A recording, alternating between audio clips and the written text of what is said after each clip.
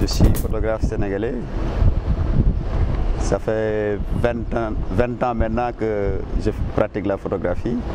J'ai commencé la photographie très jeune, à l'âge de 15 ans. À 15 ans, on n'est pas assez mature pour dire que j'ai fait ce choix sur telle ou telle chose. Mais j'avais une estime.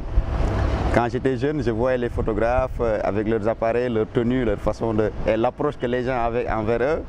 Ça me séduisait et c'est ça qui m'a poussé à faire de la photographie. Je pense que c'est la photographie qui est venue en moi, tu vois. Mais après ça, à 15 ans, donc j'ai appris la photographie dans un studio photo. Parce que vous savez, en Afrique, il n'y a pas d'école de photographie. Donc j'ai appris la photographie dans un studio, en faisant du pratique, on montre un peu les techniques, théories. Et au fur et à mesure, j'ai toujours essayé de me documenter. Parce que ce n'est pas évident pour les photographes africains. Parce que la photographie en Afrique est reléguée au second plan, voire même marginalisée. Donc on essaie de tout faire pour mieux gagner notre vie dignement. Et c'est pourquoi on essaie de travailler on travaille avec les journaux en attendant de faire des projets et de faire des expositions photographiques en Afrique et un peu partout dans le monde. Je ne suis pas spécialisé dans tel ou tel domaine de la photographie parce que moi je me considère comme un photographe urbain. Donc dans le côté urbain, on retrouve la société, on retrouve le sport, on retrouve la culture, on retrouve l'économie, le développement, tout. Donc pour moi, je suis un photographe urbain. Et quand je dis que je suis un photographe urbain, ça veut tout dire. J'ai fait des expositions dans de très grands musées aux États-Unis, en Espagne, en Allemagne, en Afrique. Donc pour moi, toutes ces expositions sont très importantes.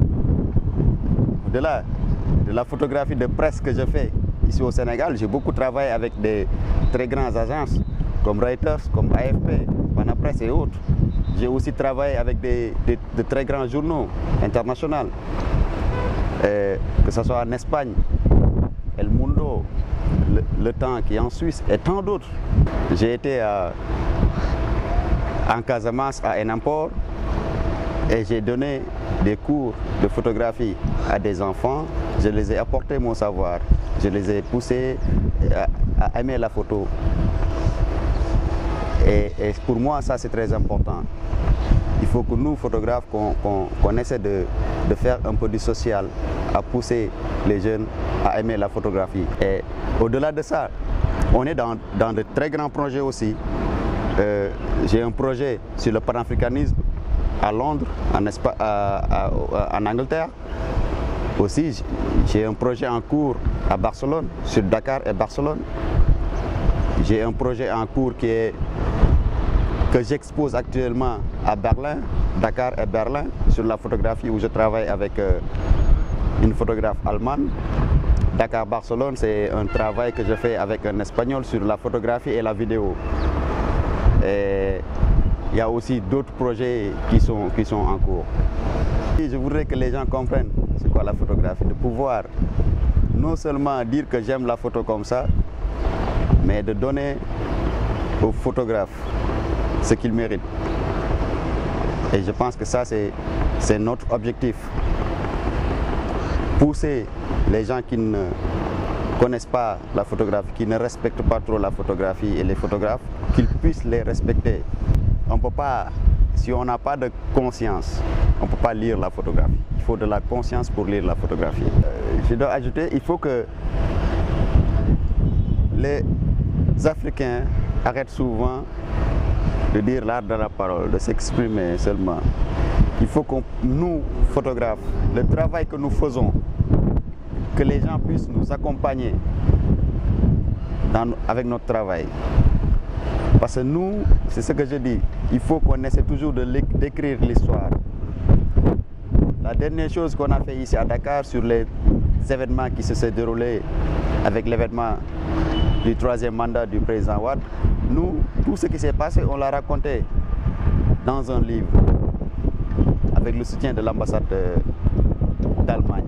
Parce que les gens n'ont pas la notion de l'appareil photo, de l'outil de travail.